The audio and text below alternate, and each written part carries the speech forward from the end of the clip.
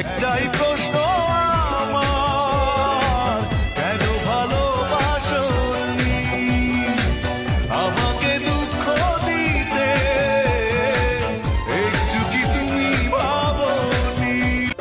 ভালোবাসা কারে যে বলে, ভালোবেসে তুমি শেখালে এত কাছে